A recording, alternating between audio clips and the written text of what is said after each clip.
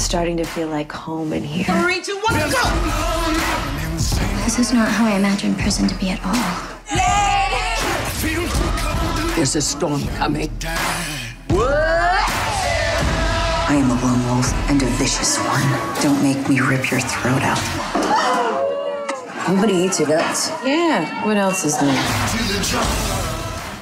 Is it difficult to work with a lot of women, or is it all? It's not all women. We have a couple of men. I know, but the majority of the cast is female, right? Oh, I find that question so striking and actually confusing. It's a really I've never been in a more supportive environment ever in my life. It's been a really and in that sense, it's such a creative experience because it feels like such a safe place to risk and to explore and to take chances and to ask questions. I find myself asking a lot of questions of my castmates and, you know, curious and working through the intricacies of a scene and, you know, wanting to suss things out and figure them out. And yeah, it's been remarkable. And it's like, people say this, but it's really true for us.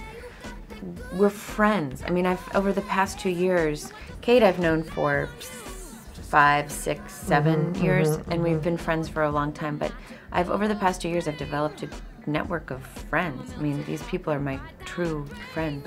What do you find the most appealing about playing such a strong, out there character? Honestly, she's the one thing that's great about Alex. I love playing her. I love stepping in her shoes every day. She's such a badass, and I love her. You know, she's a survivor. You know, I mean, she really does. You know, she's a survivor, but you also. Genji writes these roles that are so three-dimensional, like they're these fully flushed out women, and you see these incredibly vulnerable sides to her because she is so in love with, you know, Piper Chapman, and they have this incredible push-pull relationship. It's so tumultuous. And one of the things I love about her is that, you know, playing this love for this woman, and just the fact that you get to see all these different sides to her is really, like, every day I leave work and I just feel so satisfied, you know? And Alex, she's cool, man. Like, you know, like, I want to hang out with her. And luckily I can every day. Like, she's just a cool girl, you know? But you wouldn't make the same mistakes as she did. Probably not. Yeah. I mean, I would learn a thing or two. She's cool, but maybe not that smart. Yeah, no, but that's what's funny. She's extremely smart. Yes. She's almost too smart for her own good. She did get caught. But she's almost too smart for her own good, for real. There's gonna be a war, and only the strongest survive. Are you strong? It's a dark night.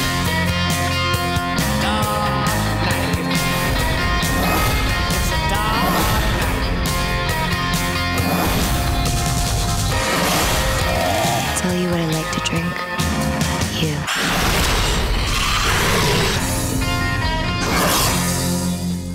So the movie is very famous for the sexy snake dance, and in the new series, I haven't seen the actual scene yet, but there's a dance. Yeah, there's Which one do you prefer?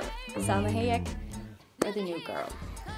I mean, you gotta see, they're both amazing and iconic in their own right. I mean, obviously, I think that the first one put me through, I went through puberty watching the first one.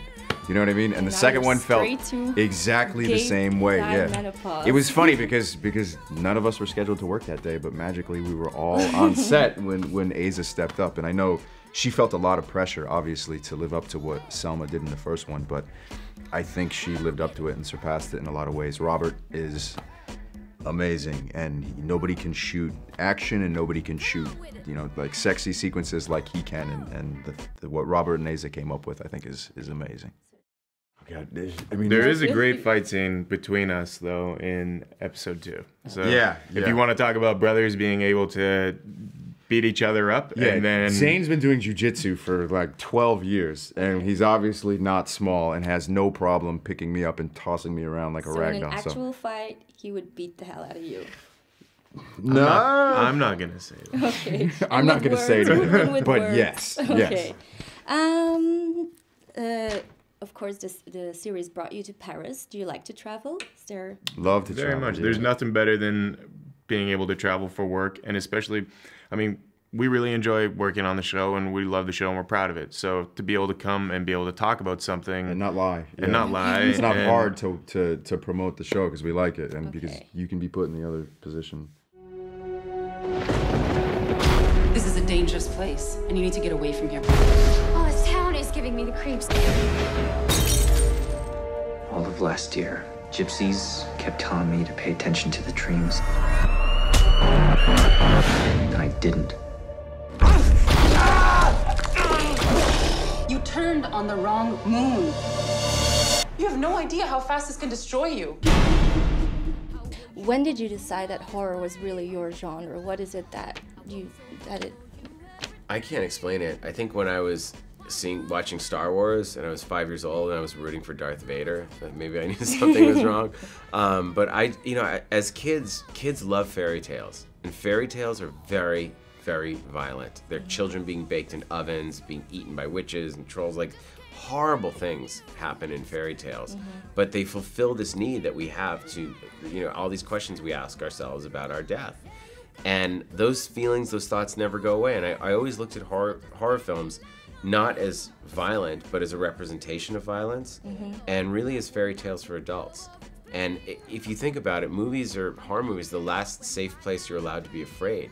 You can't be afraid at work, you can't be afraid at home, but it gives you a safe outlet to let it out. It's like going on a roller coaster and screaming and being afraid for 90 minutes. All these things that get built up. Am I gonna die? Am I gonna go broke? Am I gonna live alone? What's that spot on my arm? All those things that people think, you just scream it out for 90 minutes and feel better.